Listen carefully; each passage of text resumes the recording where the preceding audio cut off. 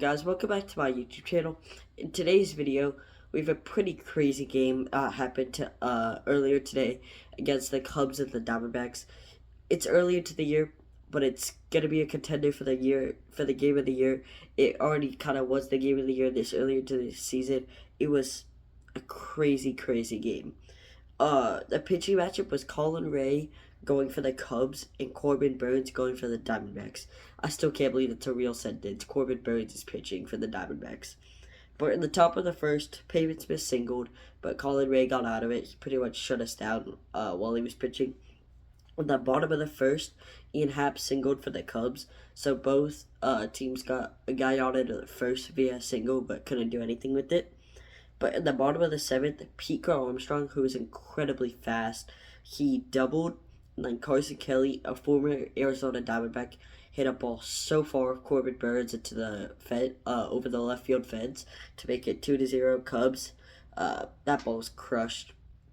Kelly, he was not that much of an offensive guy for us, but he's come to the Cubs and just mashed. He's already here for the cycle this year. In the top of the fifth, because nothing really happened from the second inning onto the fifth, Gabriel Moreno led off the inning with a double. It was his first extra base hit of the year, surprisingly. I was just as surprised. He's been off to a slow start. And then Corbin Carroll singled to give him an RBI, which extended his hit streak to 11 games. But Gabby scored, so it's 2-1 score now in favor of the Cubs. Again, nothing really happened from the fifth to the seventh.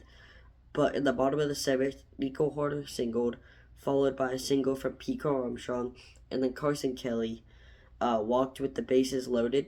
Then after that, Ian Happ hit a grand slam, make it 6-1 Cubs. At that point, I thought the game was over. 6-1 to the seventh, I thought it was over. But as you'll see, just hang on, it was a roller coaster.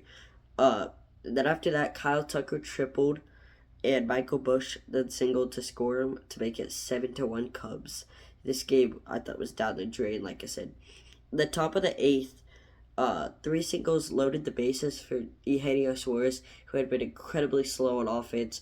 He was like 5 for like his last 50. He was not barreling anything up and could not hit, but he had a grand slam to make the score 7-5, and that's when I knew this game was going to be cool. Because when Gino's hitting a grand slam with being in a slump, it was good things were gonna come out of it. And then Geraldo Perdomo singled to drive in McCarthy to make the score 7-6. Still, the Cubs are still up by 1, but it's a lot closer than it was just at the start of that inning.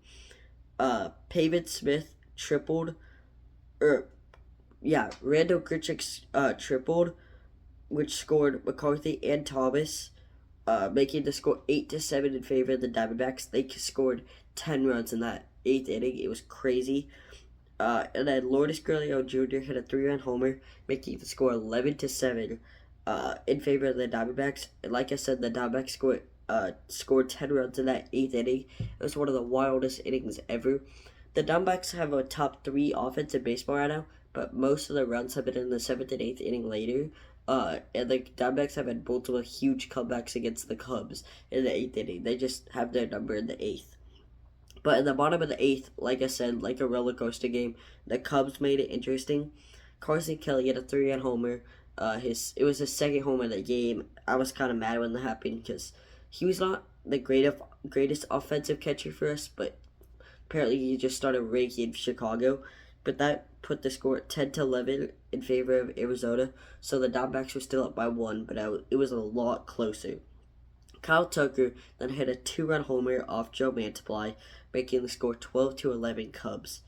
After that, Seiya Suzuki followed it with a solo shot, making the score 13-11 in favor of the Cubs. There were 16 innings scored between the Cubs and the Diamondbacks in the 8th inning alone. There was not that many to start the game.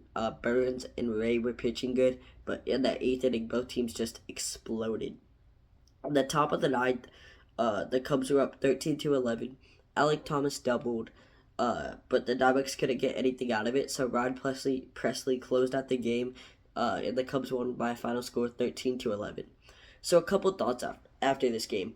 Geraldo Perdomo has the highest slugging out of all qualified shortstops in baseball this year, which is really surprising.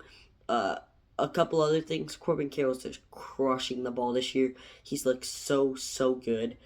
And also Burns, he hasn't been great, but he also hasn't been terrible. I don't really know what to think of him. He'll be just fine because he's a fantastic pitcher, Cy Young Award, but everything just seems to be a little bit off right now. But here's my main complaint about the game. AJ Puk and Justin Martinez, who are probably two best main relievers, they pitched twice, 2 days in a row against Miami. Uh, when we won that series. So Lovella likes to give off days. He won't throw great relievers out 3 times in a row. But so those guys were off the table. But Ryan Thompson, he said, could have come in emergency, which he didn't, even though he should have. They had Shelby Miller back there. Like, I don't know why Lovella was throwing Bryce Dorvis and Joe Mantiply in. No disrespect to those guys. They're good pitchers, but that's just not the high leverage relievers we need in that situation. I would have rather seen Ryan Thompson even on an emergency and a Shelby Miller who's been really good this year. But that's it for today's video. Let me know if you think it's this game in the comments, and let me know if you think it's the game of the year. Thank you guys for watching. Peace.